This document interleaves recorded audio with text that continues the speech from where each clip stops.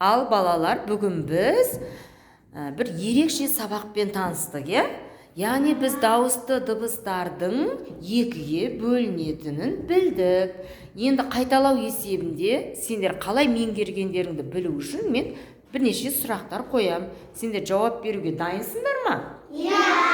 Керемет, жарайсыңдар, менің сондай алтын балаларым ғой бұл. Ал ендеше дайын болыңдар. Балалар, дауысты дыбыстар нешеге бөлінеді?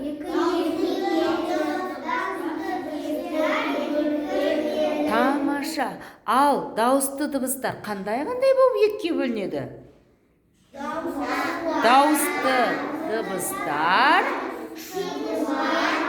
жіңішке болып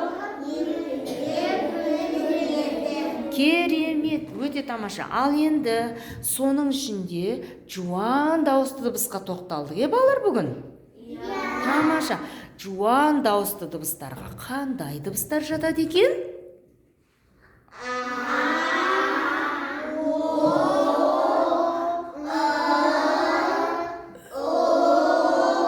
Керемет. Ұмытпаймыз ба? Ұмытпаймыз. Сонда жуан дауысты дыбыстардың саны қанша екен? Саусақпен көрсетейікші.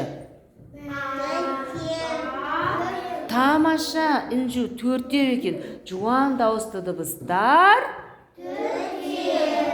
Жуан дауысты дыбыстар. 4 саусақ көрсетеміз, Тамирис. Тамаша, рахмет. Дауысты дыбыстар сендерге ұнады ма? Ал ендеше дауысты дыбыстарға көңіл күйлеріңді білдіржеңдерші саусақтарымен. Керемет, рахмет. Ендеше біз дауысты дыбыстарға тамаша, рахмет, өте тамаша, рахмет.